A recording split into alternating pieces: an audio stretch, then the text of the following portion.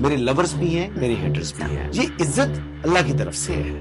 کسی کی ذلت ہے تو وہ اللہ کی طرف سے ہے. ان کے لیے ضرورت ہے کہ نوک نوک کہ ہم نے جو کچھ بھگتنا تھا, جو کچھ بیڈ ٹائم جو بھی ہم نے دیکھنا تھا وہ دیکھ چکے ہیں.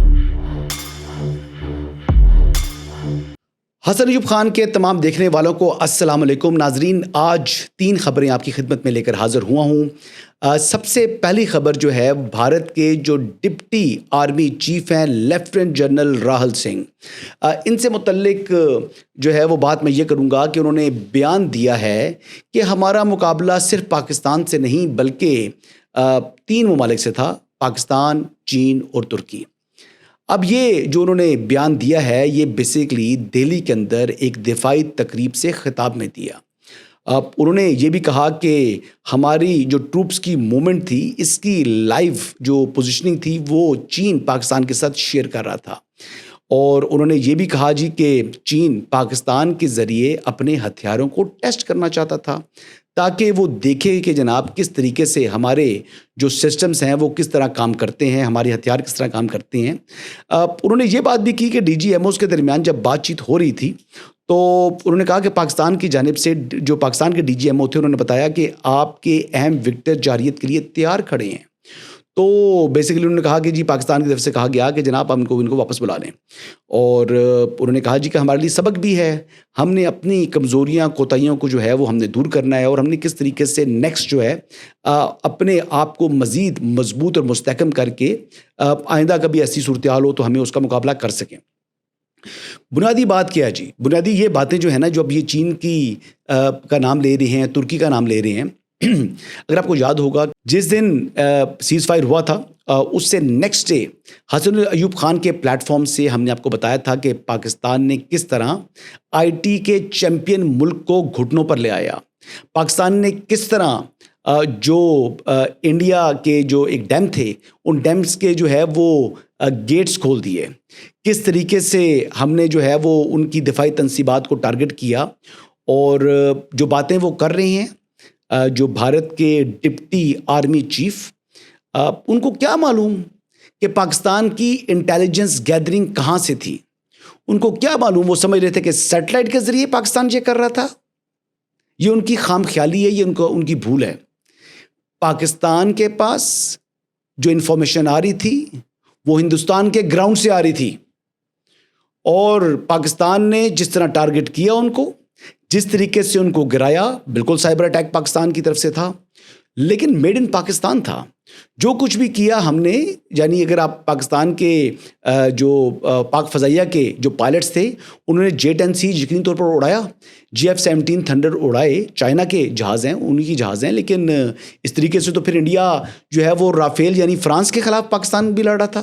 کیا S-400 جو انڈیا کا تھا پاکستان جو ہے وہ رشیا کے خلاف بھی جنگ لڑ رہا تھا. یہ باتیں یہ ہیں کہ اپنی ہزیمت چھپانے کے لیے, اپنی جو ہے شکست کے اوپر پردہ ڈالنے کے لیے وہ اس قسم کی باتیں شروع کرتی ہیں جو کہ deputy army chief lieutenant general Rahul Singh صاحب. دیکھیں پاکستان نے الحمدللہ جو کامیابی حاصل کی, پاکستان کا جو توکل تھا وہ اللہ رب العزت کے اوپر تھا. پاکستان نے کوئی دنیاوی طاقتوں کی طرف نہیں دیکھا. پاکستان نے اپنے زور بازو سے جواب دیا اور بیسیکلی بھارتی جارحیت کا جواب دیا. پاکستان تو یہ چھڑخانی کر ہی نہیں رہا تھا, یہ تو سٹارٹ ہی جو ہے وہ ہندواتا مائنڈ سیٹ والے نریندر مودی صاحب نے سٹارٹ کی. تو پھر جو جواب ملا تو آج تک جو ہے وہ اپنی بات چھپا رہے ہیں. کیوں نہیں بولے؟ جنرل صاحب کہتے ہیں نا جناب کہ ہمارے آپ نے رافیل گرا دیے ہیں, آپ نے ہمارے 4 رافیل گرا دیے ہیں, کیوں نہیں مانے؟ اپنے جو 7 جہاز ہم نے آپ کے گرائے ہیں کیوں نہیں مانے؟ تو باتیں کریں نا جی, وہ آپ کی کمزوری نہیں تھی. آپ نے یہ باتیں بتا رہے ہیں جی کہ چین مکمل سہولت کاری فراہم کر رہا تھا. تو یہ خالی باتیں ہیں جی. اور الحمدللہ ہم نے تو ان کے جو ہے وہ 1700 جو ان کے سرورز تھے ان کو اریز کر دیا ہے. جو ان کی ریلوے سسٹم تھا وہ بھی بالکل ہیک ہو چکا تھا. ہم نے ان کے جتنے بالکل ڈیپوز میپوز کو اڑا دیے, ہم نے ان کے S-400 کو ناکارہ بنا دیا اور یہ پاکستان نے کامیابی سمیٹی ہے الحمدللہ. اور نیکسٹ ٹائم اگر وہ کریں گے, جو تیاریاں وہ کر رہے ہیں, جو ڈیفنس پروکیورمنٹ کر رہے ہیں, جو ابھی اپنے آپ کو دوبارہ ری اسمبل کر رہا ہے انڈیا پاکستان کے ساتھ فیس آف ہونے کے لیے, تو انشاءاللہ تعالی اس مرتبہ جو جواب ملے گا پاکستان ان کے معاشی ہبوں کو ٹارگٹ کرے گا. پاکستان نے پہلے تو صرف جو ٹارگٹ کیا تھا وہ پاکستان نے ٹارگٹ کیا تھا ان کی جو دفاعی تنصیبات تھیں. اس مرتبہ یہ نہیں ہوگا. اس مرتبہ آپ کے فائنینشیل کیپٹلز تباہ ہو جائیں گے. یہ جو آپ نے منی سلیکون سٹی بنائی ہے نا, پھر یہ اس کا وجود نہیں رہے گا. اور یہ میں آپ کو بڑا کلیئرٹی سے بتا رہا ہوں, پاکستان مکمل تیار ہے. پاکستان نے اپنی تیاری رکھی ہوئی ہے, بالکل وہ بلینز آف ڈالرز خرچ کر رہا ہے انڈیا, لیکن انڈیا کو اندازہ نہیں ہے کہ پاکستان بھی جو اپنی تیاری کس طرف لے کے جا رہا ہے.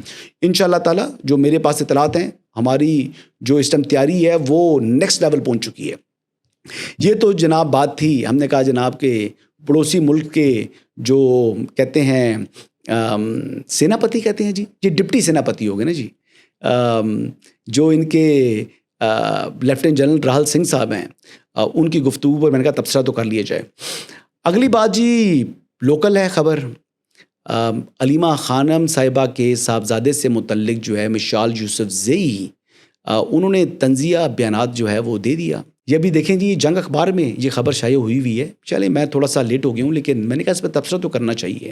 مشال یوسف زئی وہی ہیں جن کو مشیر لگانے کے حوالے سے بشرا بیگم نے بار بار کہا, ابھی بھی کہا ہوا ہے. پہلے ان کو مشیر لگایا, پھر ان کو ہٹا دیا گیا. اب دوبارہ جو بشرا بیگم ہے وہ کہتی ہیں ان کو مشیر لگائیں, لیکن لگ نہیں رہی جی, اس پر فیصلے پر عمل درآمد نہیں ہو رہا.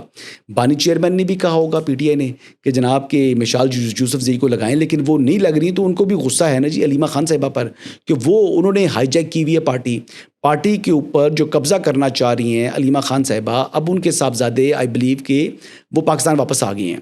یہ وہی ہیں جو کہ حسان نیازی صاحب کے ساتھ وہاں پر موجود تھے لاہور کے اندر جب یونیفارم کو لہرایا جا رہا تھا, اور 10 سال کی سزا ہوئی ہے حسان نیازی کو. تو وہ وہی کہہ رہی ہیں کہ 10 سال کی سزا ہوگی حسان نیازی کو, تو ادھر سزا کیوں نہیں ہو رہی ہے, آپ نے کیا کوئی ڈیل کر لی ہے.